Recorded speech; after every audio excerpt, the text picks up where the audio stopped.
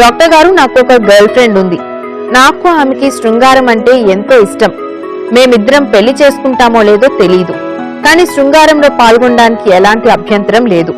ఇద్దరికీ శృంగారం అంటే చాలా ఆసక్తి ఉంది. శృంగారంలో పాల్గొంటే కడుపు వస్తుందని ఇద్దరికీ తెలుసు. మరి ఆమెకు కడుపు రాకుండా శృంగారంలో పాల్గొనడం ఎలా? ఇద్దరికీ శృంగారం యొక్క అవసరం చాలా ఉంది. అది ఎలా తీరుతుందో సలహా చెప్పండి అంటున్నారు. సెక్స్ అవసరం అనేది పెళ్ళేకండి, ముందు కాదు.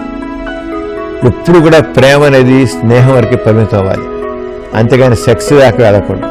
సెక్స్ దాకా వెళితే పెళ్ళి అయిపోయాకే సెక్స్ వెళ్ళేది.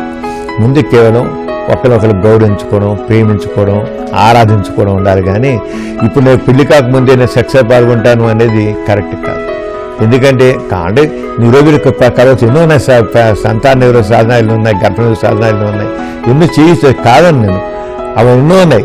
లేకపోతే ఒకళ్ళ కడుపుకోవడానికి మందులు ఉన్నాయి, లేకపోలా. కానీ నిజమైన ప్రేమ ఎప్పుడూ కూడా స్నేహాన్ని కోరుతుంది, కానీ కామాన్ని ఆహ్వానించదు. అది గుర్తుంచుకోండి.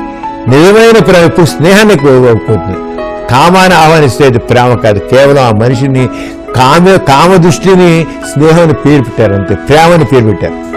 నేను సెక్స్లో పాల్గొవాలి అని కానీ అనుకున్నాడంటే అక్కడ స్నేహం కంటే మించి, ప్రేమ కంటే మించి కామం డామినేట్ అవుతుంది అన్నమాట. కామం డామినేట్ అయితే ప్రేమ కాదు.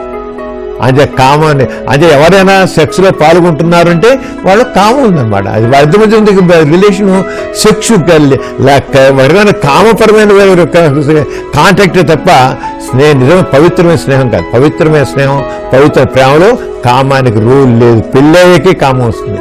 అంటే నన్ను అడిగితే మాత్రం పాల్గొద్దని చూతాను నేను. వాళ్ళు మనసును ప్రేమించుకోండి, అంతే సెక్స్ని కాదు.